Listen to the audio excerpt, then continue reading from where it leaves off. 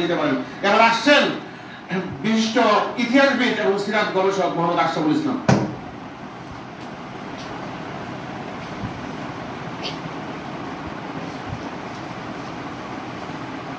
বিসমিল্লাহির রহমানির রহিম। রেকর্ড করে না আমার এমবি লালকুঠি সাহিত্য পরিষদ আয়োজিত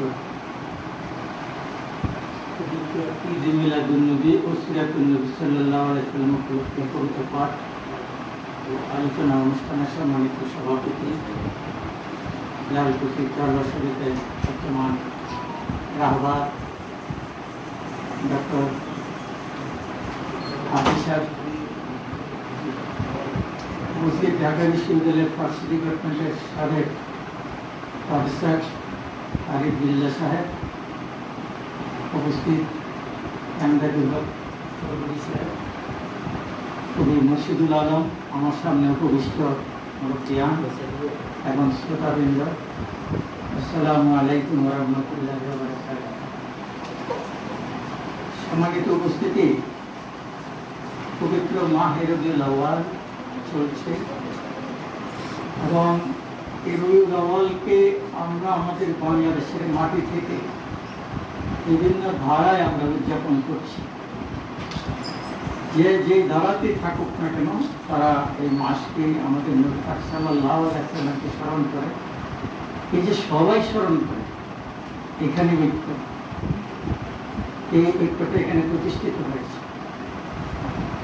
ফলে আমরা কাবা করে এখন যে যাই হজ করতে, একই সময়ে একই ইমামের অধীনে আমরা নামাজ পড়ি, এটা কিন্তু একটা ঐক্য। এটা কিন্তু ছিল না আগে। ইবনে বতুতার যখন করি তখন দেখি যে এক এক মাযহাবের ইমাম তার অধীনে সেই মাযহাবিরা নামাজ পড়ে, অনেক কিছু সেটা ঐক্যের মধ্যে কিন্তু আসছে। আমাদেরকে সেই ঐক্যটাকে এভেল করতে হবে। অনেকটা কথা বলে ঐক্য যেটুকু গড়ে উঠছে সেটাকে ভাঙলে চলবে না। যে যেখানে আছে সেখান থেকে স্মরণ করছি কিনা এটাকে ক্যাশ করতে হবে। আমরা একটু অনড় হয়ে যাও, এই যে সিরাতুন্নবী, মিলাদুন্নবী, এবং প্রত্যেকটা তো প্রেক্ষাপট আছে। সিরাতুন্নবী থাকবে, মিলাদুন্নবী থাকবে,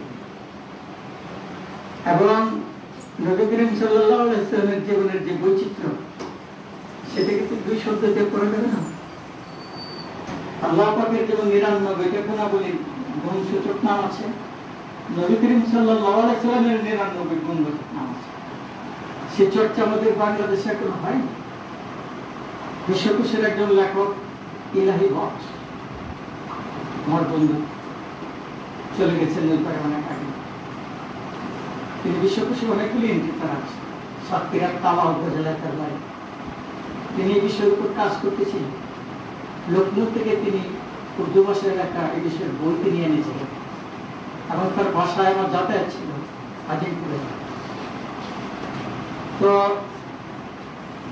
আসলে আপনারা দেখেন যে নবী করিম সাল্লাল্লাহু আলাইহি ওয়াসাল্লামকে আল্লাহর প্রতিনিধি হিসেবে যে তিনি প্রেরণ করেছেন, প্রতিনিধি কখন তার 99 গুণের প্রত্যেকটা প্রতিনিধিত্ব তো তাকে যখন করতে পারবে তখন না তিনি প্রতিনিধি। ফলে তার মধ্যে এই গুণগুলি ছিল এবং তার সৃষ্টি সম্পর্কে অনেক কথাবার্তা আছে। সে আদম আলাইহিস সালাম থেকে শুরু করে তার যে পরিস্থিতি এখন পর্যন্ত আছে এবং থাকবে পৃথিবীর হারার পর্যন্ত, সেটা আমাদের বিভিন্ন ভাবে আল্লাহর প্রতিনিধি, আল্লাহর পক্ষ থেকে। হ্যাঁ, মানুষের প্রতিনিধি, মানুষ যতটুকু ধারণ করবে ততটুকু প্রতিনিধিত্ব করবে। কিন্তু রসুল যিনি, যে সালাত যিনি ধারণ করেছেন, রসুল মানে কি? সংবাদ গ্রহণ করে। রসুল মানে নবী মানে কি? নাবালন শব্দ থেকে আসছে, যিনি সংবাদ গ্রহণ করেন, আল্লাহর খবর যিনি মানুষের কাছে পৌঁছান। পয়গাম্বর মানে কি? যিনি পয়গাম বহন করেন, আল্লাহর কথাকে যিনি মানুষের কাছে পৌঁছান। আল্লাহ কথা তো আগে বোঝার মতো যোগ্যতা, ধারণ করার মতো ক্ষমতা থাকতে হবে। সেটা আমাদের মধ্যে কতটুকু থাকবে, আমরা যে যতটুকু ধারণ করি। তবে একটা মানুষের শরীরে তার যে অর্গানগুলি আছে সবগুলি মিলে কিন্তু সেই মানুষের চেহারা। একটা একটা করে যদি আমি আলাদা করি, একটা সাথে একটা প্রতিপক্ষ করি, তাহলে ভালো সবগুলো মিলে। এবং এগুলির ভিতরে কোনো বিশুদ্ধতার জন্য কোনো সমস্যা সৃষ্টি হলে সেটা আমরা সমাধানের চেষ্টা করবো, ডাক্তার দেখাবো। কি উপস্থিতি, নবী পাক সাল্লাল্লাহু আলাইহি সাল্লামের জন্ম এবং উপা একই সময়, একই মাসে,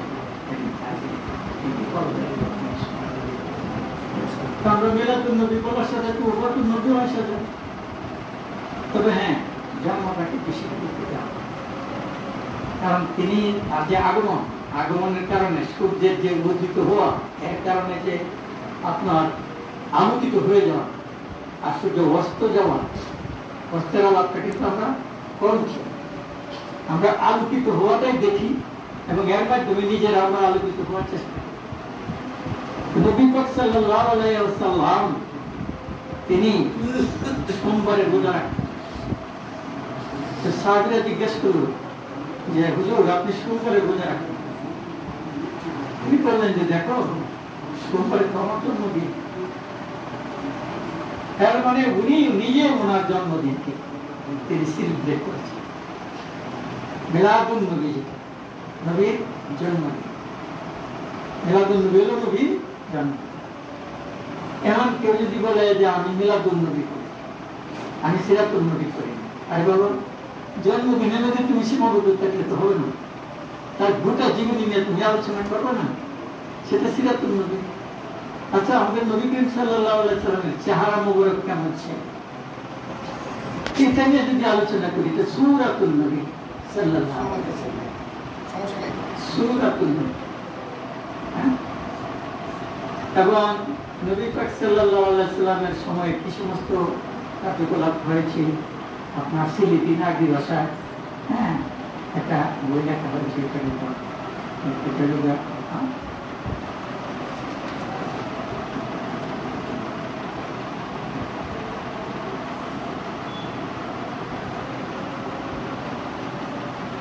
হালতুন নবী, খুব বিখ্যাত হালতুন নবী। আমি তো না গিয়ে ঘুরে শেখাচ্ছি।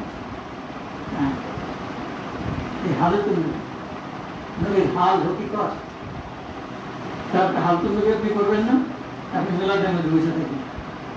হ্যাঁ, আপনি হালতুন নবী করবেন। মাঝে জাতুন নবী, নবী করিম সাল্লাল্লাহু আলাইহি ওয়াসাল্লামের মাঝে যা শুনো, হ্যাঁ, সাফাতুন নবী, এরপরে গাজওয়াতুন নবী, নিজে যুদ্ধগুলি করেছেন সেগুলি সম্পর্কে পড়াশোনা করবেন। আরে মাহে রবিউল আউয়ালের 29 দিন 29টা প্রোগ্রাম করেন না, আপনাকে না করছেন মিলাদুন নবী, সিরাতুন নবী, জাকাত কি করে কি আছে, এগুলি স্থূল বুদ্ধির কাজ। তার পরিপূর্ণতার মধ্যে যদি আমরা যেতে চাই তাহলে আমাদেরকে পরিপূর্ণতা বুঝতে হবে। আমাদের মধ্যে এখন কেউ হচ্ছে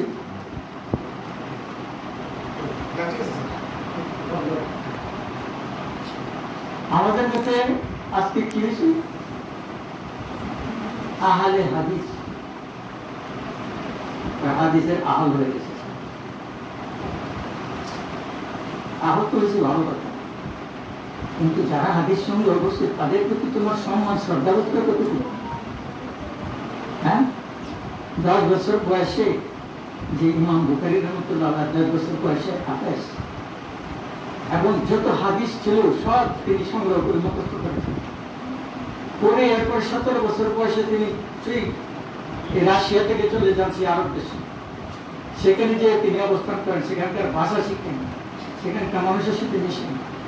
হ্যাঁ, এরপরে তিনি সেখানে হাদিস সংগ্রহ শুরু করেন, সেখান থেকে না বুখারী শরীফ। আর আজকে আপনি বুখারী শরীফের কোন হাদিসটা একজন বর্ণনাকারী, এটাকে জয় বলতে হবে, আর কোন হাদিসটা 2 জন বর্ণনাকারী। হ্যাঁ, এই শব্দে আপনি একটা ক্লাসিফিকেশন শিখছেন, শিখে কিতাব লিখতেছেন, এটা জয় হাদিস। হ্যাঁ, বড় পণ্ডিত হয়ে গেছেন আপনি। আরেক ভক্ত রয়েছে এখানে আহলে কুরআন, তিনি আহলে কুরআন, কোরআনের আয়াত। এই দেশের শ্রেষ্ঠ স্থানীয় আহলে কোরআন দুইজনের সাথে আমার কথা হয়েছে। কোরআন শরীফ পড়েই নেই ঠিক মতো, আল্লাহ মাফ করুন, তিনি আহলে কোরআন সাথে। এইগুলির মাধ্যমে হ্যাঁ বৈচিত্র্যের ভিতরে আমি বই দিতে পারি, কিন্তু এখানে এই ধরনের জ্ঞানী আমাদের থাকা দরকার যে তাদের ভুলসুগুলি, তাদের চলাচলগুলি। হ্যাঁ, আরে আপনি যখন সমুদ্র হবেন, আপনাকে খাল, বিল, নদী, নালা সবকিছুর পানিকে ধারণ করার যোগ্যতা থাকতে হবে। এর আগ পর্যন্ত আপনি সমুদ্র না, এরপরেও আপনি তেতু হয়ে যাবেন, সমুদ্রের পানি কিন্তু তেতু হয়ে যান। হ্যাঁ, সবকিছু ধারণ করার পরেও মিঠা থাকে না। সে তার যে চরিত্র, চরিত্রের মধ্যে সবাইকে দিয়ে যে আপনি ইসলাম বিশাল যে মহাসমুদ্র, সেই সমুদ্রের মধ্যে বিচরণ করতে হলে আপনাকে মহাসামুদ্রিক মন মানসিকতা থাকে, সবাইকে ধারণ করার ক্ষমতা আপনাকে থাকে। নবী সাল্লাল্লাহু আলাইহি সাল্লামের কাছে একজন আপনার কোরআনের তেলাওয়াত করে বলল যে হুজুর এই তেলাওয়াতটা ঠিক আছে, আরেকজন তেলাওয়াত করে বলল যে হুজুর এইটা ঠিক আছে। 7 ধরনের তেলাওয়াত নাকি শোনানো করেন, 7টা কি আলাদা করে 7 কে রাখো আপনারা যারা হাতে যাচ্ছেন না না না, এটা যেতে বলবে সময় কাটতে লাগে দুল না, উনি তো আলো করছে। পোশাক আপনার ঢিলে ঢালা হবে, স্বাভাবিক কাজ করবে, অসুবিধা হবে না, এটা হল ইসলামী পোশাক। আমি একটা মধ্যে কান থাকবে না, বোতাম থাকবে না, ইয়া থাকবে, এগুলো তো বলা হয় না। মোটা তাকে বলা হয়েছে এমন পোশাক পরিধান করো তোমার স্বাভাবিক কাজ করবে, কোনো অসুবিধা না। ইসলামী পোশাক আমি এটা বোতাম নিচের যা থাকবে না, উপরে যা থাকবে, এই নিয়মিত হ্যাঁ যখন করবে তার বিতর্কের যদি কোনো যুক্তিযুক্ত থাকে, সার্বতা থাকে, আমাদের সমস্যা হলো কি আমাদের পড়াশোনা। আমি যদি এখানে আপনাদেরকে জিজ্ঞেস করি নবী পাক সাল্লাল্লাহু আলাইহি সাল্লামের জীবনী গ্রন্থ সিরাত রাসূলুল্লাহ সাল্লাল্লাহু আলাইহি সাল্লাম ইবনে ইসহাক, এটা নবী করিম সাল্লাল্লাহু আলাইহি সাল্লামের ওফাতের 72 বছর পরে যেটা লেখা হয়, প্রথম সিরাত গ্রন্থ। এটা কয়জন করছেন এখানে যারা আছেন বলেন? আমরা সিরাত চর্চা করি, আমরা মিলাদ চর্চা করি, অনেক কিছু চর্চা করি। আমরা এই বইটা কিছুদিন আগে একজন কথা সাহিত্য, হ্যাঁ শহীদ এখন কথা সাহিত্যিকরা করেছিল, কথা শুনে এরা সাহিত্যিক তারা তিনি দল করেছে খুব কন্যা, কিন্তু তিনি এই বইটার অনুবাদ করেছেন। এটা প্রথম প্রকাশ করছে, প্রথম আপনি লিগালি কাজ করেন, প্রথম প্রকাশ করছে খুব ঢাকা বিশ্ববিদ্যালয়ের ইসলামী ইতিহাস ডিপার্টমেন্ট তো করে নাই, জামাত ইসলামী তো করে নাই, ইসলামী আন্দোলন তো করে নাই, যদি মোকাম গুলি আছে মধ্যে সে কোনো দরবার শরীফ থেকে তো করে নাই। ক্রেডিট দিবেন না, যে করছে তাকে ক্রেডিট দিবেন না, করবেন 2000 টাকা দাম, তো 25% বাদ দিলে হয়তো 1500 টাকার মধ্যে কিনতে পারবেন। পরে বুঝতে পারবেন প্রথম সিরাত গ্রন্থ কোন অবয়বে লেখা হয়েছে। একেবারে প্রথম থেকে নিয়ে শেষ পর্যন্ত যে কবিতাগুলি আছে শুধু এগুলি দিয়ে 2 খণ্ড বই হবে, শুধু কবিতাগুলি দিয়ে। আমরা কয়েকজন কবির নাম জানি, কোথায় পড়াশোনা, কোথায় পড়াশোনা আগে করতে হবে। হ্যাঁ, তো এটি গত বছর কিন্তু দেখেছি। আপনারা যারা সিরিয়াস পড়াশোনা করতে চান পড়বেন। আমাদের এই দেশের সিরাতের কিছু বইয়ের নাম দেখা যায় যে একটু প্লিজ আলাপ না করি, আমার তো আমি বসি, আপনার আলাপ আরো আমি শেষ করতে বলবো, এখনই শেষ করতে সময় আগে ট্রাভেল করছি, মানে আসার পরেও 15 টাকা এসে যদি কথা আপনার না বলা। আমাদের দেশে ইতিহাস চর্চা যেমন হয়েছে, আমাদের দেশে হাদিসের চর্চা একেবারে গোড়া থেকে। এখানে যখন মসজিদ হয়েছে, সে মসজিদের গায়ে শিলালিপি লেখা হয়েছে। সে শিলালিপির মধ্যে কি লেখা হয়েছে? মান বানাল মাসাজিদা বানাল্লাহু বাইতান ফিল জান্নাহ। এই পৃথিবীতে যে মসজিদ তৈরি করে আল্লাহ জান্নাতের তার জন্য একটি বাড়ি করে। এগুলো হাদিস, হাদিসের চর্চা অর্থাৎ নবীর বাণীর চর্চা সে শুরু হয়েছে প্রথম। এখন আপনি প্রাচীন যে এর মসজিদগুলি আছে আমাদের, সেই শিলালিপিগুলি যদি আপনি পড়েন, প্রথমে এটা লেখা বিসমিল্লাহির রহমানির রহিমের পরেই এইটা লেখা। এরপরে মসজিদের কথা, যেমন ধরেন বারবার শাহ সময়ের মসজিদ, হ্যাঁ, বারবার শাহ সুলতান ইবনে সুলতান নাসিরউদ্দিন মাহমুদ শাহ রকনুদ্দিন বারবার শাহ সাল্লাম আল্লাহু কুল্লুল্লাহু সুলতানুহু ওয়া মুলকাহু। আপনার এখানে যে মাজার আছে, মিরপুরের মাজার, এটা কে করছে? এটা মাজার না, কিন্তু মসজিদ। মসজিদের ভিতরে কবর, এটা অন্য ইতিহাস, সেদিকে যাব না। কিন্তু এর সামনে যে শিলালিপিটা আছে, এর পাশে যে একটা মাদ্রাসা আছে, অনেক প্রফেসর আছে, তাদের সাথে আমার আলাপ হয়েছে। জিন্দিগিতে জায়গায় যায় মাজারের মসজিদের যে শিলালিপিটা, এটা পড়ার চেষ্টা করেন। উনি এখানে চাকরি করে বেতন নেন, হালাল হয়ে গেছে। আর বাবা এখানে লেখা আছে ইউসুফ শাহ সুলতান ইবনে সুলতান রকনুদ্দিন বারবার শাহ সাল্লাম আল্লাহু কুল্লুল্লাহু সুলতানুহু ওয়া মুলকাহু। আমি তো আশরাফুল ইসলাম, আমি তো মাদ্রাসা করি নাই, আমি কষ্ট করে মানুষের কাছে জিজ্ঞাসা করে প্রতিদিন ঘাটাঘাটি করে এগুলি একটু শিখি আপনাদের সামনে পেশ করার জন্য। এটা তো এখানে লেখা আছে বানাল্লাহুল মাসাজিদা, মানে মান বানাল্লাহুল মাসাজিদা লেখা আছে। তাহলে হাদিসের চর্চা আমাদের এখানে কত প্রাচীন কাল থেকে স্টোনের মধ্যে লেখা আছে। এই সোনার গায়ে যে বিশ্ববিদ্যালয় ছিল, হাদিসের পড়াশোনা হতো এখানে, হাদিসের উপর বিশ্ববিদ্যালয় ছিল, সেটা আমরা কয়জন বুঝতে পারি? সম্মানিত উপস্থিতি, বক্তব্য বেশি দেওয়াও খারাপ, হয়তো বড় ওজন নিতে পারে। আর যাদেরকে একটু মানে বিশেষভাবে কথা বলার জন্য বলা হয়, আসলে করে যখন ভোট দেওয়া শুরু হয়, এটা আবার বিরক্তি করা। আমি মনে করি এত বক্তৃতার দরকার নেই। বক্তৃতা দুয়ের জন দিবে, আরেকজনকে আরেকদিন দেওয়া, তার কি পরিমাণ আছে বা সেটা পুরাটা শুনবো আমি, হ্যাঁ, এতে লাভ হবে। আমি আপনার ধরেন সামান্য সিরাত চর্চা করেছি। সিরাতের উপর একটা বই আমার কথা মৃণাল আসাদ বলেছে, বিষয়ে বৈচিত্র্য সিরাত। প্র্যাকটিস করতে চাই, সিরাতের বই সমানে লিখতে পারি। যেমন কিতাবুন মিসওয়াক, মিসওয়াক ব্যবহার সংক্রান্ত নিয়মাবলী, শুধু এই চ্যাপ্টারটা দেখতে বই বানাই দিয়েছে। কিতাবুল লিবাস, পোশাক সংক্রান্ত, এটা দেখতে বই করতেছে। কিতাবের মধ্যে আছে কিতাবুল লিবাস, তোমার আলাদা বই করা দরকার থেকে চুরি চালানি কাটপেস্ট এইসব করে করে আমাদের অনেক লেখক সৃষ্টি হয়েছে। এসব লেখকের দরকার নেই। মূল বইটা পড়ার জন্য বলো, যে কটা চ্যাপ্টারই করে লাভ। হ্যাঁ, কাটপেস্ট করবো না, এগুলি নবী কিনে কাটপেস্ট করবো না। আমি কাটপেস্ট করি, নতুন কিছু বিষয় দেওয়ার জন্য চেষ্টা করছি। ঢাকা শহরে কয়টা নামের মধ্যে আমার নবীর নাম আছে, আমি সেটা বের করার চেষ্টা করি। 21টা নামের মধ্যে আছে। আপনাদের মিস্টার না করে তো বুঝতে পারবেন, 21টা নামের মধ্যে আমাদের নবীর নাম আছে।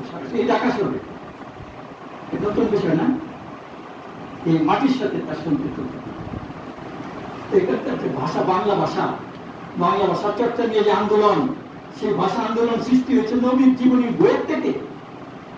সেই বইয়ের নাম কি? নূরনামা। কে লিখছে? আব্দুল হাকিম। যে সবে বঙ্গে তো জন্মি যে বলে মুখস্থ, নূরনামা বই থেকে বলে নূরনামা করতে হবে। এরপরে সিলেটি নাগরি ভাষায় সিরাত চর্চা, এটার উপর লিখছে। এরপরে উপমহাদেশের সন ব্যবস্থাপনায় হযরত মুহাম্মদ সাল্লাল্লাহু আলাইহি ওয়াসাল্লাম। উপমহাদেশে কতগুলি সন আছে? 45। আমাদের বাংলাদেশে সন আছে 30। এই 45টা সনের মধ্যে 14টা সনের উপর নবী করিম সাল্লাল্লাহু আলাইহি ওয়াসাল্লামের প্রভাব। এটা জানবেন, আবিষ্কার করবেন, আবিষ্কার করে তরুণ প্রজন্ম জান জি তাদের সামনে যখন তুলে ধরবেন তারা বুঝবে ওরে বাবা কোথায় আছে, পড়াশোনার তো বিশাল সমুদ্র আমার সামনে রয়ে গেছে, এগুলি তাদের সামনে তো আগে আপনি তুলে ধরতে।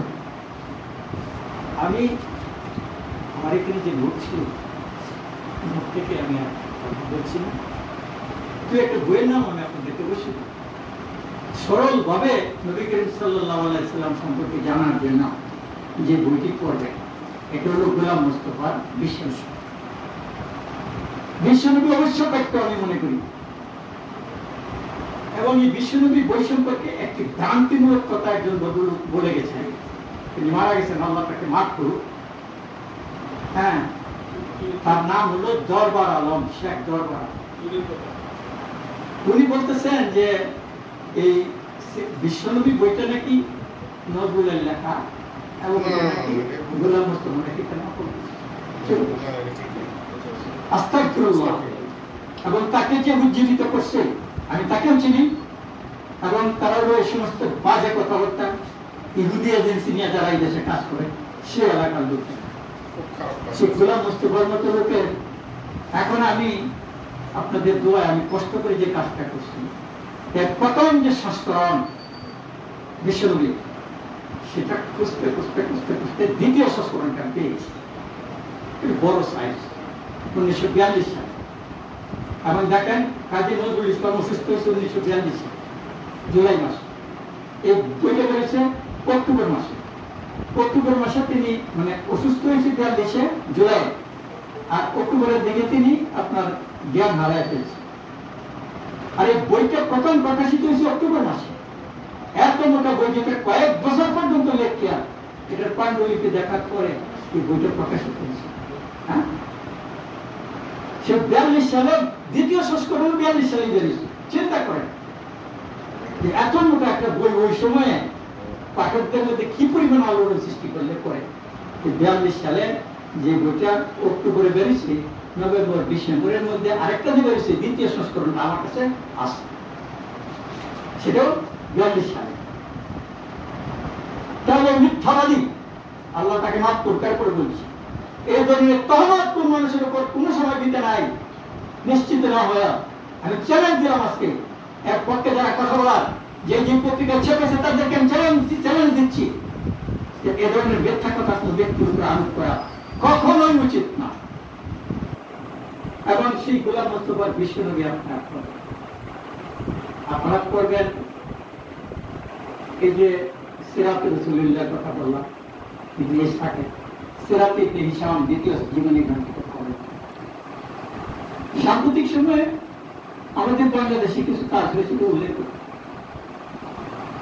যে 24 সালের কথা বললাম আপনাদের, কিন্তু আরেকটা বই সাইদ আবু বকর নামের একজন কবি 80 দশকের, উনি মহাকাব্য রচনা করেছেন নবী করিম সাল্লাল্লাহু আলাইহি ওয়াসাল্লাম।